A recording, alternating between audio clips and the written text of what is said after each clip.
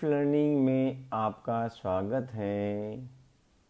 सवाल आपके जवाब हमारे सीरीज में आज का टॉपिक है हमारी चेतना या आत्मा का शरीर में स्थान कहाँ है। हमारी चेतना या आत्मा का शरीर में स्थान कहाँ है। चेतना कॉन्शियसनेस किसी एक अंग में सीमित नहीं होती। यह केवल हृदय, मस्तिष्क या किसी विशेष हिस्से में रहने वाली चीज़ नहीं है, बल्कि हमारे पूरे शरीर में प्राण ऊर्जा के रूप में प्रवाहित होती है, लाइफ फोर्स एनर्जी के रूप में प्रवाहित होती है। यही प्राण ऊर्जा हमारी चेतना है, जो हमारे हर कोशाणु यानी हर सेल्स के माध्यम से व्यक्त होती रहती है। इसका मतलब ये हुआ कि शरीर का हर अंग, हर कोशिका चेतना से भरा है, चेतना से भरा है। ब्रह्म चेतना से जुड़ाव। हमारी व्यक्तिगत चेतना, इंडिविजुअल कॉन्शियसनेस अकेली नहीं होती। यह ब्रह्म चेतना यानी यूनिवर्सल कॉन्शियसनेस से जुड़ी रहती है। जैसे एक छोटा बल्ब मुख्य बिजली के स्रोत से जुड़कर ही जलता है, वैसे ही हमारी चेतना सार्वभौमिक चेतना से ऊर्जा ग्रहण करती रहती है। ऊर्जा केंद्र की भूमिका, इन चक्रों की क्या भूमिका है। हमारे शरीर में कई ऊर्जा केंद्र होते हैं, कई चक्र होते हैं। ये ऊर्जा केंद्र, ये चक्राज ब्रह्मांड से प्राण ऊर्जा को ग्रहण करते हैं और पूरे शरीर में वितरित करते हैं। जब हम सोते हैं तो शरीर इन ऊर्जा केंद्रों के माध्यम से रिचार्ज होकर अगले दिन फिर से कार्य करने के लिए तैयार हो जाता है। इसलिए गहरी और शांत नींद हमें 14 से 16 घंटे काम करने की शक्ति देती है। इस हमारी शरीर की क्षीणता का कारण क्या है। जब शरीर के अंग गलत आहार विहार, खान पान, जीवन शैली या उम्र के कारण कमज़ोर होने लगते हैं, तो उनकी ऊर्जा ग्रहण करने की क्षमता घट जाती है।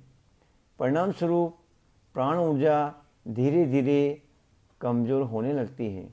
यही कारण है कि उम्र बढ़ने के साथ शरीर में शक्ति और स्फूर्ति घटती जाती है।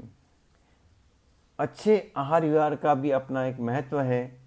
यदि हमारे अंग और ऊर्जा केंद्र अच्छे आहार विहार और सकारात्मक वातावरण से समर्थ बने रहते हैं, तो प्राण ऊर्जा का संचार लंबी उम्र तक मजबूत रहता है। अर्थात स्वस्थ खान पान, योग, ध्यान और सकारात्मक जीवन शैली ऊर्जा को लंबे समय तक बनाए रखती है। गीता और शास्त्रों के अनुसार ऊर्जा यानी चेतना कभी नष्ट नहीं होती, केवल एक रूप से दूसरे रूप में बदलती रहती है।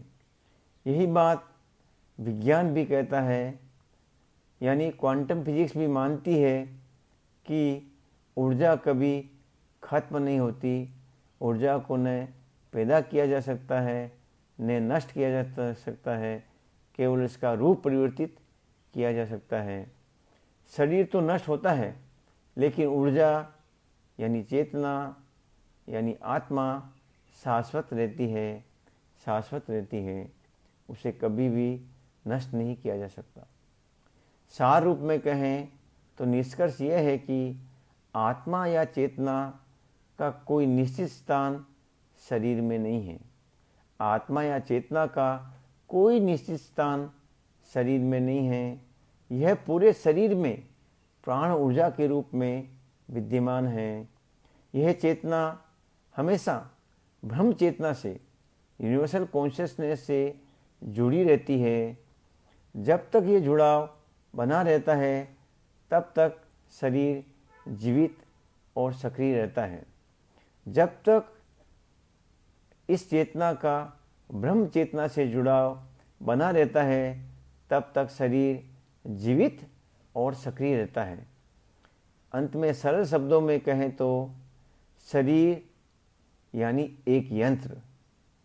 शरीर एक यंत्र है, प्राण ऊर्जा उसकी बिजली है, चेतना उसकी रोशनी और ब्रह्म चेतना उसका मुख्य स्रोत।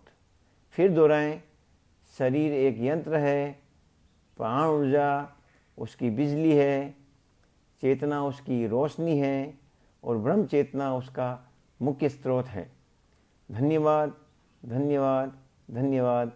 परमात्मा आप सभी की हर मनोकामना पूरी करे।